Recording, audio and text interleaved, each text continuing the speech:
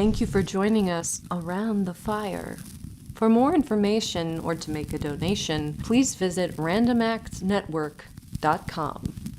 Now, want to hear a scary story?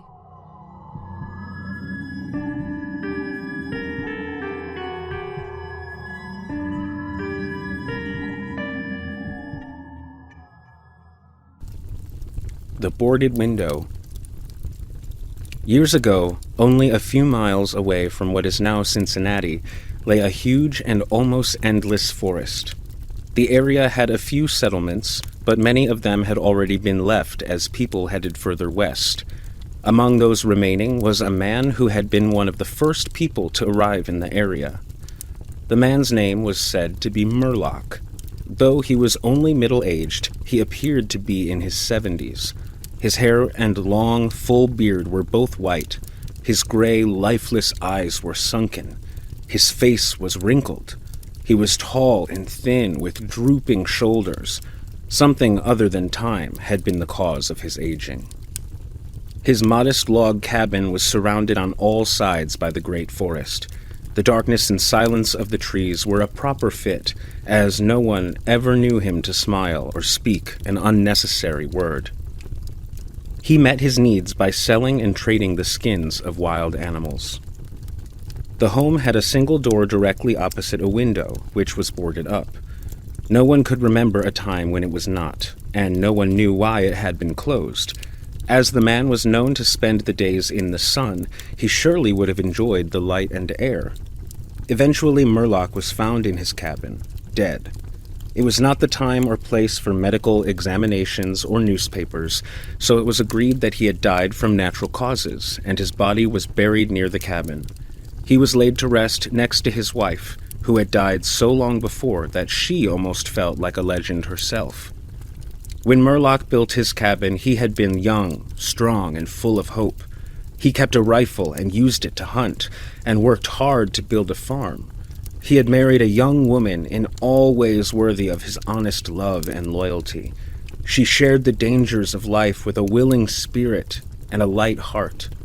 There is no known record of her name or details about her, but they did love each other, and they were happy. One day, Murlock returned from hunting in a deep part of the forest. He found his wife sick with fever and confusion. There was no doctor or neighbor within miles, and he knew that he couldn't leave her alone to find help. So Murlock tried to take care of his wife and return her to good health. But at the end of the third day, she fell into unconsciousness and died. He was surprised that he did not cry. Surprised and a little ashamed. Surely it is unkind not to cry for the dead. Murlock had sense enough to remember that the dead must be prepared for burial. He made a mistake now and again while performing this special duty. He did certain things wrong, and others were done correctly, but over and over again. Once she was buried, he thought to himself he would miss her. He stood over the body of his wife in the disappearing light. He fixed her hair and made finishing touches to the rest. He did all of this without thinking, but with care. Murlock had no experience in deep sadness, an artist of powers that affects people in different ways. His heart could not contain it all. His imagination could not understand it. To one, it becomes like the stroke of an arrow, shocking all the emotions to a sharper life. To another, it can be the blow of a crushing strike. Murlock did not know he was so hard struck. That knowledge would come later and never leave. Soon after he finished his work, he sank into a chair by the side of the table upon which the body lay. He stared at his wife's face in the deepening darkness. He laid his arms upon the table's edge and dropped his head onto them, tearless and very sleepy. At that moment, a long, screaming sound came in through the open window, but the man did not move.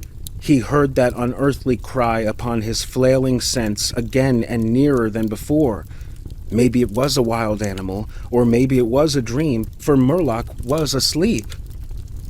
Some hours later he awoke, lifted his head from his arms, and listened closely. He knew not why. There, in the black darkness by the side of the body, he remembered everything without a shock. He strained his eyes to see, he knew not what. His senses were all alert. His breath was suspended. His blood was still as if to assist the silence. Who or what had awakened him, and where was it? Suddenly, the table shook under his arms. At the same time he heard, or imagined he heard, a light, soft step and then another. It was the sounds of bare feet walking upon the floor. He was afraid beyond his power to cry out or move. He waited there in the darkness through what seemed like centuries of such fear. He tried but failed to speak the dead woman's name. He tried but failed to stretch his hand across the table to learn if she was there. His throat was powerless, his arms and hands lead. Then something most frightful happened. A heavy body was thrown against the table with a force that pushed against his chest. At the same time he heard the fall of something upon the floor with so violent a crash that the whole house shook. There was a confusion of sounds impossible to describe. Murloc had risen to his feet. Extreme fear had caused him to lose control of his senses. He threw his hands upon the table. Nothing was there. With no definite plan and acting like a madman, Murloc ran quickly to the wall. He seized his loaded rifle and without aim, fired it. The flash from the rifle lit the room with a clear brightness. He saw a huge, fierce panther dragging the dead woman toward the window. The wild animal's teeth were fixed on her throat. Then there was a darkness blacker than before, and silence. When he returned to consciousness, the sun was high, and the forest was filled with the sounds of singing birds. The body lay near the window, where the animal had left it when frightened away by the light and sound of the rifle. Her clothing was ruined, her long hair in disorder. Her arms and legs lay in a careless way, and a pool of blood flowed from her horribly torn throat. In her mouth, clenched between her teeth, was a piece of the animal's ear.